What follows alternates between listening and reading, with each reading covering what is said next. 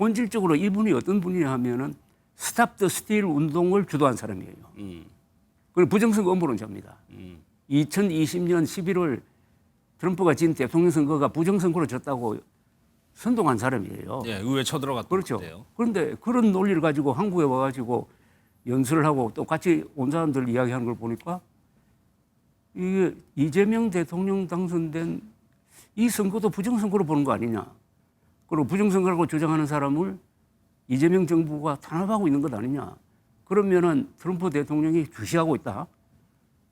가만히 있지 않을 것이다. 이런 이야기가 막 나오더라고요. 예. 거기서. 예. 이런 끔찍한 이야기를 했는데 12월 3일 그 아주 운명의 날에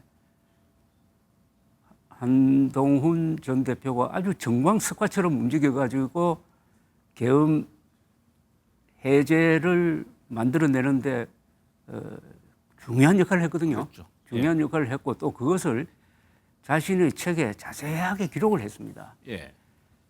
그렇다면은 그 기록 보고 참고하라가 아니고 본인이 나가서 증언을 해야 되죠. 그래야 이게 공식화되는 겁니다. 책은 어디까지나 개인의 의견 아니겠습니까? 권성동 의원이 좀 구속이 되고 바로 특검이 오늘 국민의힘 압수수색이 세 번째입니다. 나섰습니다. 권성동 의원이 현역 의원이고 윤석열 정부에서 핵심 인사였다는 점에서 그 구속은 어떻게 좀 보셨어요? 윤핵관의 종말 이렇게 봐야 되는 거 아닙니까? 예. 윤핵관, 윤석열 대통령, 그다음에 장제원 씨, 그다음에 권성동. 그러니까 한 시대가 끝나는 것 같아요. 그러니까 이게 권력이 참 무상하다는 그런 느낌을 주고 항상 이런 윤핵관이란 말을 누가 지어냈는지 잘 아시죠? 누구였죠? 이준석 그랬나요? 당시 대표가 만들었잖아요. 그래서 윤핵관이라는 프레임을 만들어가지고 예. 참 그 말을 만드는 게 잘 만드는 게 그 아주 참 어떤 결과를 만들어내는 그런 좀 신비한 뭐가 있어요. 예. 그러니까 결국 윤핵관이란 말에 시달린 거예요. 그래서 그렇죠. 예. 이제 그러나 국민의힘에 상당한 세력을 가지고 있는 분 아닙니까? 그런데 이번은 참 피하기 좀 어렵다 하는 그런 느낌은 받습니다. 이것이 결국에는 지금 압수수색을 나서는 것도 국민의힘으로 확장될 가능성이 좀 남아있는 건데 그 부분은 어떻게? 아니 뭐 그거는 딱 정해진 노선 아니겠어요, 그죠? 예. 특검도 그렇고 특검에 영향을 주는 지금 직분 세력도 그렇고 특검 수사를 통해서 국민의힘은 내란 비호 정당이다. 그러니까 이것은 헌법 8조죠 아마. 그러니까 위헌 정당으로 해산을 청구하겠다는 그런 의지와 맞물려서 돌아가는 거 아니겠습니까? 그런 수순이라고 보시는 거예요? 그렇죠. 그런데 이제 얼마나 많은 자료가 나오느냐. 예. 윤석열 대통령을 계속 비호하는 세력이 지금 국민의힘의 당권을 잡고 있다. 예. 그리고 12월 3일 그날 또 그날 이후에 그 비상계엄령 선포 해제를 방해하기 위해서 구체적으로 어떤 행동을 했다. 이런 걸 지금 밝혀내려고 하는데 예. 거기에서 물론 이제 한동훈 가장 중요한 증인은 한동훈 당시 대표입니다. 그죠? 가장 중요한 증인이라고 보시는 그렇죠. 거예요? 그 결정적인 순간에서 가장 권위 있게 말할 수 있는 사람이고 또 계엄 해제에 직접 참여했던 사람이니까. 예. 그러니까 앞으로 이 수사가 굉장히 중요한 수사로 접어들었다고 생각합니다. 그럼 가장 중요한 증인으로 보시면 그리고 특검에서도 한동훈 전 대표에 대해서 증인 신문 요청을 했는데 한 전 대표는 지금 아주 강하게 지금 거부하고 있거든요.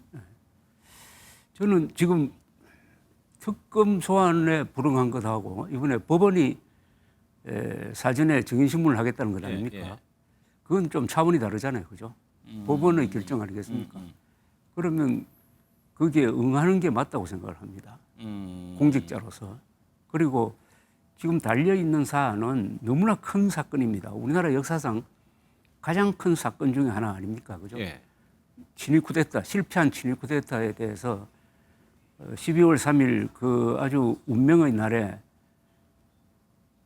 한동훈 전 대표가 아주 정광석화처럼 움직여가지고 계엄 해제를 만들어내는데 중요한 역할을 했거든요. 그렇죠. 중요한 역할을 했고 또 그것을 자신의 책에 자세하게 기록을 했습니다. 예. 그렇다면은 그 기록 보고 참고하라가 아니고 본인이 나가서 증언을 해야 되죠. 그래야 이게 공식화되는 겁니다. 책은 어디까지나 개인의 의견 아니겠습니까? 예. 그럼 객관적으로 증명을 받으려면은 수사나 재판 절차를 거치면서 그날에 있었던 일들이 공식 기록으로 남아야 돼요. 예. 그러려면은 본인이 법정에 나가서 증언을 해야 됩니다. 증언을 해요. 그게 공식 기록, 국가 기록이 되고 예. 그게 역사에 남는 기록이 되지. 그냥 책은 한동훈 개인 의견일 뿐입니다. 지금 예. 물론 정확하겠지만은. 그런데 그게 계엄의 실체를 밝히는 역사적인 행위에 대해서 실체를 밝히는 데 도움이 되겠지만 한동훈 전 대표의 입장에서는 본인이 증언하는 것이 본인이 속해 있는 당에 대해서 그렇죠. 그게 아주 화살을 곤혹스러운 쏘는 경우가 될 수 있는 곤혹스러운 거는 충분히 이해를 합니다. 예. 그러나 이게 너무나 큰 사안이에요.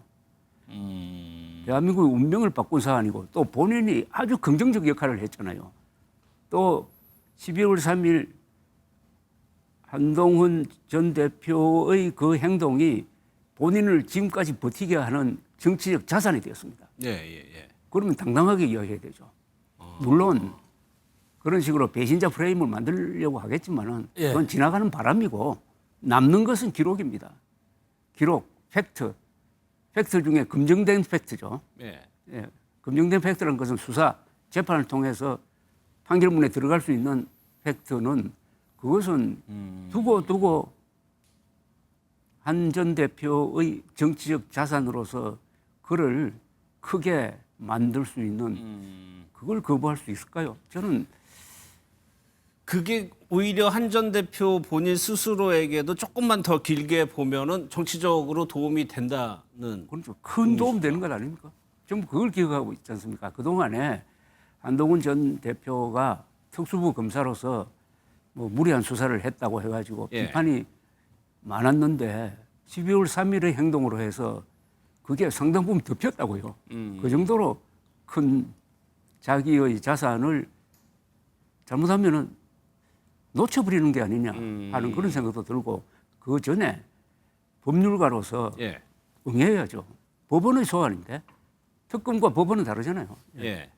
체포영장 발부를 거부한 우리 윤석열 당시 대통령을 비판하는 그 논리를 한동훈 전 대표에게도 적용할 수 있지 않습니까? 계속 불응을 합니다.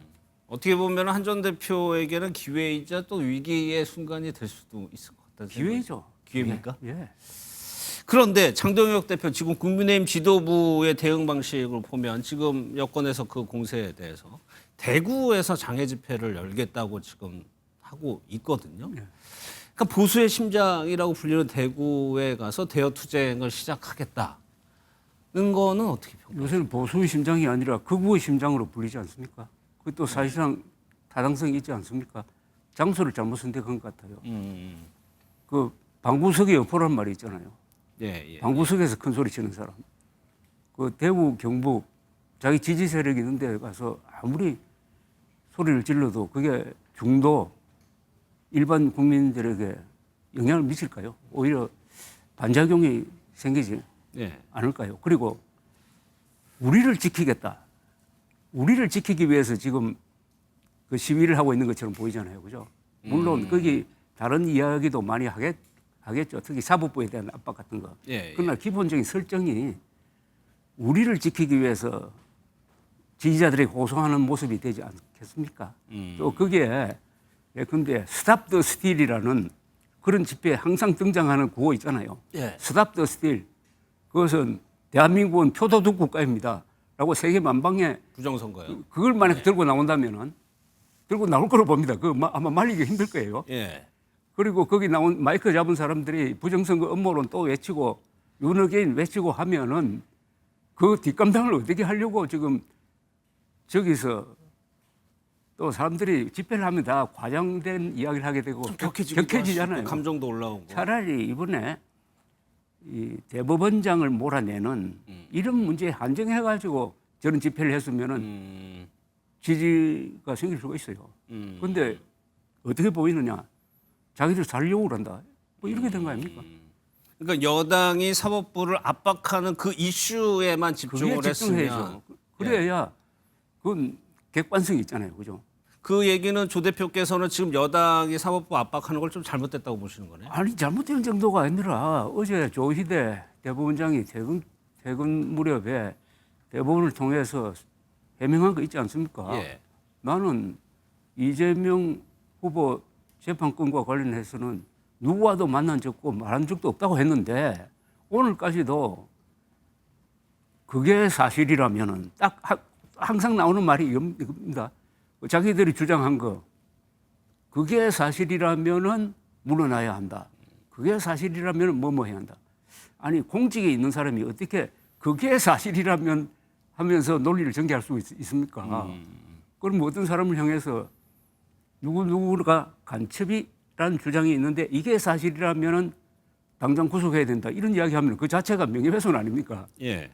더구나 야당이 그렇게 해도 안 되는데 집권 여당이 그런 논리 비약을 하면서 대법원장을 몰아내려고 하는 이건 너무 진행되면은 탄핵 이야기가 나올 수 있다고 생각합니다. 상권 분립을 이런 식으로 노골적으로 거짓말 선동에 의해서 할 수 있느냐 이겁니다. 또 이게 한두 번이 아니고 뭐 청담동 술집 뭐 그걸 자꾸 연상시키는데 그래서 지금 무리를 하고 있는 것 같아요. 이재명 대통령과 정청래 대표와 민주당이 사법부 압박, 특히 대법원장에 대한 이 압박은 너무나 지금 위험하게 진행되고 있다고 봅니다.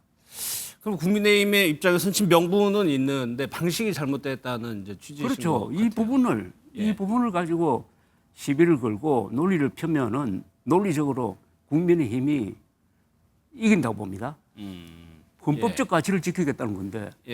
그런데 이것 말고 대구에서 하기 때문에 그렇습니다. 대구에서 하기 때문에 우리가 지금 코너로 몰려 있으니까 여러분들 우리 지켜주십시오. 하고 거기에 윤어게인 부정선거 업무를 딱 나와버리면은 이번 집회한 다음에 후폭풍이 훨씬 더 셀 거라 이거죠. 그러면 문영배 재판관이 헌법을 보라고 얘기한 맥락과 같은 맥락이신 건가요? 지금 여당의 그런 그러니까 공세. 지금 요새 새로 나온 학설이 선출된 권력은 임명된 권력보다 강하다는 이야기인데 선출된 윤석열 대통령이 지금 왜 감옥에 있습니까? 그 말은 헌법이 선출된 권력보다 더 위에 있다는 것 아닙니까? 그러니까 삼권 분립이라는 것은 이게 인류가 발전시킨 지혜 아닙니까? 18세기에 프랑스의 몽테스큐라는 그 아주 철학자가 나와가지고 삼권 분립이라는 아이디어를 냈는데 그게 미국 헌법에 채택이 돼가지고 대통령 중심제 하에서는 삼권 분립이라는 게 있어야 저 왕노릇 못한다 해가지고 만든 거거든요. 그게 우리나라에 들어왔는데 이 삼권 분립을 부정하면은 대통령은 자동적으로 독재자가 될 수밖에 없죠. 알겠습니다. 그러면 보수, 그러니까 국민의힘이 강경 보수를 새 결집을 하는 것이 그것이 혹시요 찰리 커크라고 미국의 보수 활동가가 사망하는 일로 인해 가지고 유럽에서는 지금 당장 영향을 받고 있어요. 지금 구구 집회들이 계속 일어나고 있고 이것과도 좀 맞물려 있는 건가요? 이거 아주 주의해야 될 점이 그 점이라고 생각하는데요. 찰리 커크라는 분은 청년 운동을 통해서 청년표를 트럼프에게 모아준 사람이고 이 공화당의 적대적인 이 대학교 젊은 사람들을 만나서 아주 열띤 토론을 한 그런 걸로 해가지고 상당히 지지 세력을 얻었어요. 그래서 그 사건 나기 전에 한국에도 왔잖아요. 맞죠. 그죠? 이번 달 초에요. 그래서 거기서 강연도 하고 했는데 본질적으로 이분이 어떤 분이냐 하면은 스탑 더 스틸 운동을 주도한 사람이에요. 그리고 부정선거 음모론자입니다. 2020년 11월 트럼프가 진 대통령 선거가 부정선거로 졌다고 선동한 사람이에요. 예, 의회 쳐들어갔던 그렇죠. 건데요. 그런데 그런 논리를 가지고 한국에 와가지고 연설을 하고 또 같이 온 사람들 이야기하는 걸 보니까 이게 이재명 대통령 당선된 이 선거도 부정선거로 보는 거 아니냐. 그리고 부정선거라고 주장하는 사람을 이재명 정부가 탄압하고 있는 것 아니냐. 그러면은 트럼프 대통령이 주시하고 있다. 가만히 있지 않을 것이다. 이런 이야기가 막 나오더라고요. 예. 거기서. 예. 이런 끔찍한 이야기를 했는데 그걸 통해서 보면은 한국과 미국 사이에 부정선거 음모론을 매개로 한 어떤 공조 체제가 형성돼 있고 이걸 통해서 계속 트럼프 대통령 귀에 예.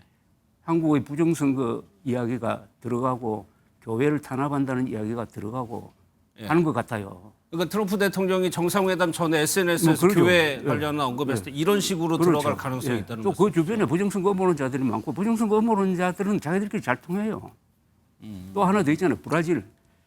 브라질의 전 대통령이 예, 예. 졌는데 트럼프처럼 똑같이 부정선거로 졌다고 해가지고 주장하다가 며칠 전에 대법원에서 반역죄로 징역 27년 맞아요. 3개월 예. 받았다고요. 그러니까 브라질, 한국, 미국의 이 부정선거 음모론을 깔고 공조하는 이게 극우 운동하고 딱 맞물려 버린 거예요.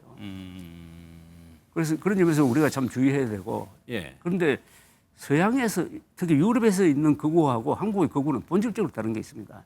서양에서 극우는 여러 가지 특히 이민자 문제에 대한 반발 맞죠. 예. 또 미국에서는 이민자 플러스 다양성에 대한 다양성 정책에 대한 반발 이런 게 있거든요. 예. 구체적 삶과 직결되어 있어요. 그런데 한국의 극우는 그런 정책과는 별 관계 없어요.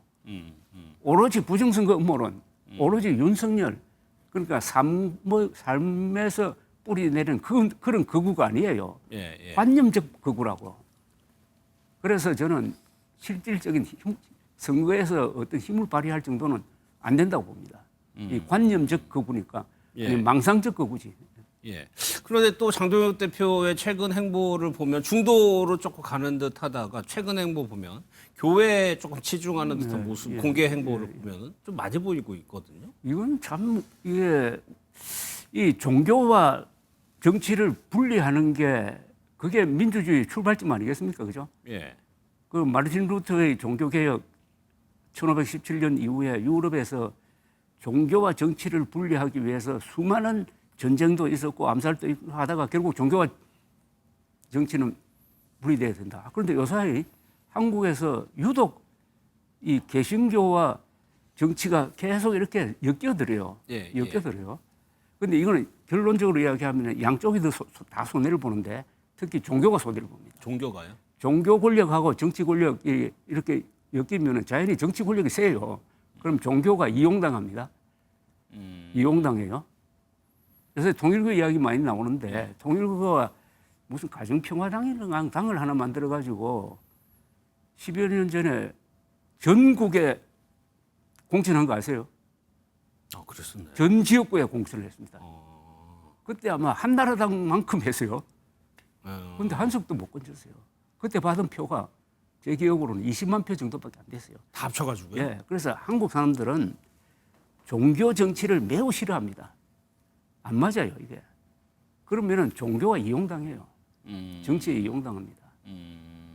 그럼 앞서 한학재 총재 지금 특검에서 보는 식으로 정교일치 이런 것도 그게 이해관계가 맞물렸던 건가요? 정교일치란 말을 어떻게 함부로 합니까? 예. 정교일치하는 나라가 우리나라 세계에서 이란이잖아요. 이란은 이슬람 공화국 아닙니까? 예. 그러니까 이슬람이 정치를 지배하잖아요. 그 최고 지도자는 이슬람 성직자 아닙니까? 맞아요. 예. 그러면 통일교가 그렇게 하겠다는 겁니까? 정교일치란 말을 아무 때나 하는데 예. 그 끔찍한 이야기거든요. 정교 분리지. 예. 아니 성경에도 유명한 말 있지 않습니까? 카이사르의 것은 카이사르로, 하나님 것은 하나님으로. 이게 예수님이 한 말인데